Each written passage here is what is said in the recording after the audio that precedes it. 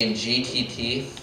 This is our pre-engineering class, and so it's a class that's really focused on those students who might be having interest in the engineering field.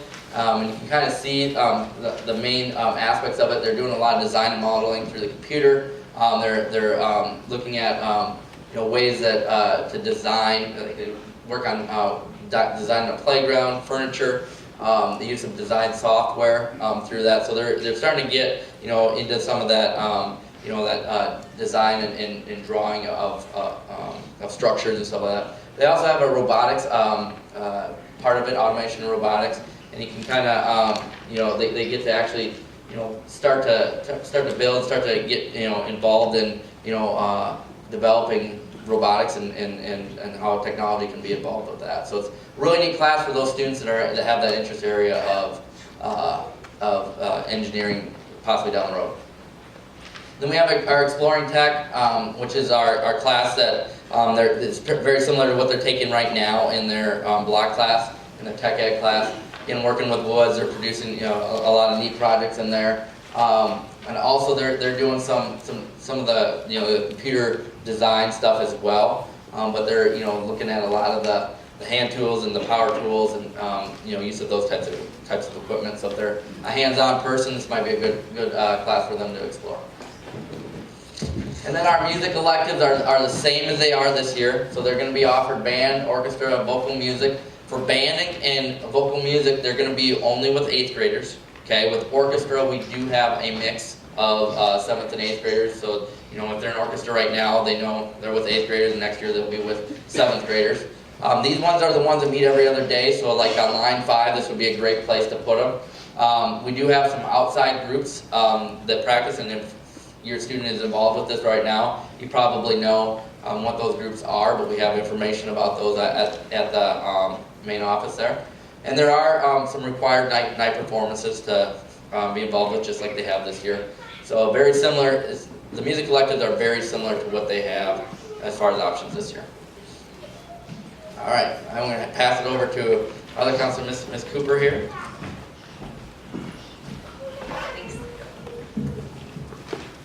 Okay, I'm Mrs. Cooper. I'm one of the other school counselors here. This is my first time doing this, so I was only given this one slide. I've learned stuff tonight that I hadn't known, so I'm learning right along with you. And also my other 3 colleagues, if I forget something or mess something up, feel free to chime in.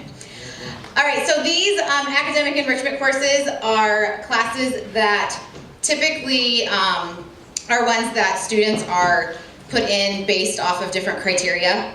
And so a lot of your students may already be in these courses in 7th grade, and so then that would just transfer over into 8th grade. These classes are all funded by different, come from different fundings and different money, so that's part of the reason why there's a criteria to get in. Math resource is one that meets every other day. So again, Brady, did you say it's already on their sheets? Yeah, they should have had it written on. When you went in, okay.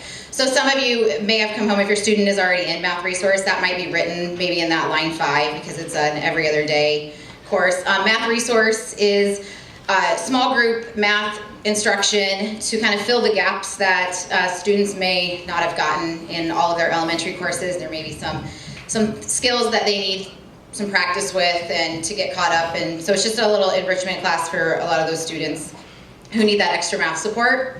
Reading resource, the main focus in reading resource is comprehension, and we have Mrs. Ernst and Miss Nelson. Miss Ernst usually is the one who does a lot of the 8th grade, and it again is an every other day course just to help with that reading support to help out in their English courses. Then we have Learning Lab. I'm actually the 8th grade Learning Lab teacher, and again, it's one of those every other day courses. Learning Lab has some criteria to get into Learning Lab, but what Learning Lab is a small group instruction or small group environment for students who need some help with organization, for students who need some extra help with their homework, and just kind of an all-around support for those students that just need that. And I know a lot of you might be sitting there thinking, like, every kid could benefit from, it's like a small group study hall with somebody helping them, and We check grades. We say that we check grades every week, but I am checking grades every day. And so my Learning Lab students know exactly what their grades are because I'm constantly on them about them. But like I said, it would be great if everybody could have a small group support like that. But like I said, we try and keep the groups down to about 6 or less. Special education, I just want to piggyback off of what Brady had said. Make sure if your child is in special education that you check with, excuse me, that you check with their resource teacher so that the classes that they need to take with their special education minutes are already in there, so they don't want to sign up for a lot of the electives and then not have the opportunity to be in all the ones that they put on their green sheet.